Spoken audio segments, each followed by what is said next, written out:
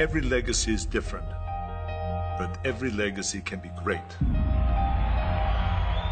My dream was to leave a mark in bodybuilding, to become a champion who would always be remembered.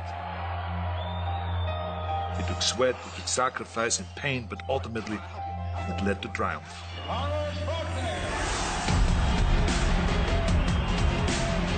Your dream may be different, but I can show you the blueprint to a physique that you never thought was possible. I'm Arnold Schwarzenegger. I created my legacy. It's time to leave yours.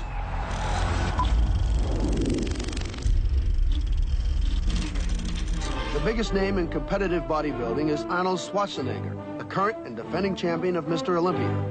28 years old, 6'2", 240 pounds. Arnold has held the title for the past 5 consecutive years, in addition to being Mr. Universe 5 times before the world. The most important thing is that you have a vision, that you have a goal.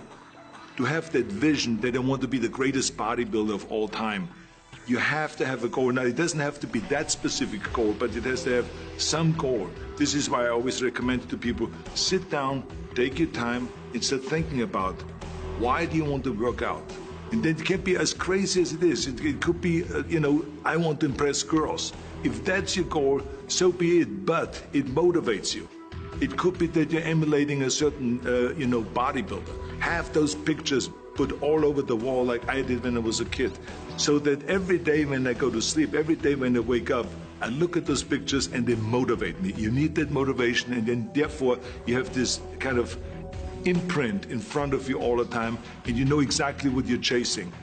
This is why I always smiled when I was in the gym. People always came up to me and says, why are you smiling? You're working out 5 hours a day. You're doing the same as the other guys, but the other guys have a sour face. They're pissed off that they have to do another rep or another set or something. I looked forward to. Why? Because I knew that every rep that I did and every set that I did and more weights that I lifted, I get one step closer to turning that vision into reality. It's getting closer and closer. Incredible satisfaction. I remember that when I weighed 245 pounds, and Bob Rafelson, the director of Stay Hungry, said to me that I'm interested in having you in a movie. And then he said, but I don't want you to weigh more than 210 pounds. So I said, well, it's funny you come to me and you want me to be in a movie, but I'm weighing 245, 246. But he demanded that. And he says, look, it's very simple. On the day we start shooting, he says, I'm going to put you on a scale. And if you don't make the 210, you're out. I worked on it. I started visualizing myself very clearly as a lean athlete, because that's the only way I could lose that weight and all of a sudden get interested in running more. Because up until that point, I ran like 3 miles after training or before training or whatever. But now all of a sudden it was 5 miles, 6 miles, 7 miles, 8 miles in order to lose the weight. And I did everything with high reps. And I was watching my diet, what I eat and all those kind of things. And the day before, with Bob Rafelson, he says, let's step on the scale. And I stepped on the scale and I weighed 209. So it just shows you what is possible if you visualize exactly what you want to look like. So it can go one way, which is that you can lose weight and get trim and get slim and everything, get the abs out and all this, or you go the other way and you gain weight because you see yourself big and you see yourself as a winner of a Mr. Olympia or something like that. I knew all along that it doesn't matter if I go down to 200 or to 160 pounds.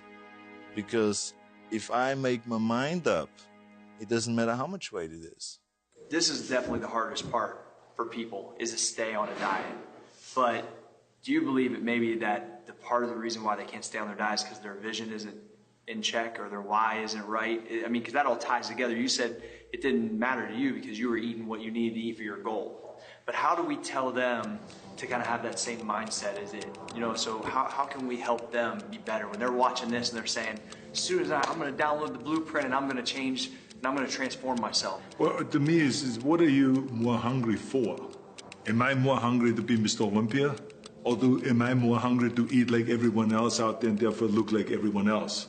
You know, to me, I was more hungry to win Mr. Olympia, and I was more hungry and more interested, more excited about the fact of becoming a champion and being ripped on stage and being cut and winning the trophy and all those kind of things, because I knew that if I would just, you know, have a temporary joy here and eat and cheat, I'm most likely not going to make it. That someone else is going to walk right by me and someone else is going to grab that title. Because many times these competitions were very, very close. And I remember especially in 1980 where it was just 2 points. And, you know, any mistake could have cost me the title. So this is not a mistake that I want to make. I want to be responsible that I do everything that I can to be a winner. Yeah, it's just coming. Fingers right across it, yeah. In my days, we were not as sophisticated when it comes to dieting, and we didn't have the food supplements that are available today with getting definition and, you know, cutting down and all those things. We had food supplements that were really good for gaining weight, but we didn't really have much available to lose weight. So to me, my way of really getting defined and getting kind of a really mature definition, rather than just dropping quickly 10 pounds or 15 pounds with a watermelon diet or something like that. So that's not the right way to go. So I always felt like if I do instead of 20 sets, 30 sets, 35 sets a body part. So I went all out, especially before competition when I wanted to cut down. It was to pile on as many sets as possible. So yes, you were tired, but so what? You know, I never felt sorry for myself. Let me tell you that it all paid off.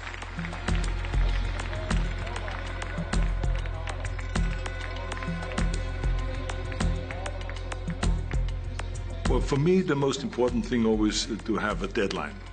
When I, for instance, had a competition, and let's say the competition was in the middle of September, and it was now beginning of summer, so there was no more time to screw around. So there was the time now to get going on a diet, to get going with the training, to not slack off at all, because there was a deadline there. The day of the competition, I had to be in the best shape possible. It was very important to pick that time and to say, this is when I have to be in top shape, and then to work towards that. But it's not just with the competition. It could also be that you say to yourself, the summer starts in June. I'm going to go to the beach in June, and at that time, I want to be in great shape. So that creates an urgency that makes you really start training hard and taking it seriously. Because if you don't have a specific plan, then you wander around. I mean, you can have the best ship or the best plane in the world, but if you don't have a specific goal where you want to go and when you want to get there, you just drift around and you never get anywhere. I feel the best right here in this area. Okay? Outer head of the bicep. Now, don't freak out when you see this biceps, okay? I know it's the best yet as in, but myself. oh, please do I so. don't let it concentrate. Okay.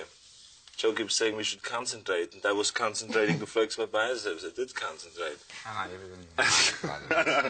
Okay. But the worst thing is that if you lose a competition or if you're not quite reaching your goal because you didn't do everything that you could do.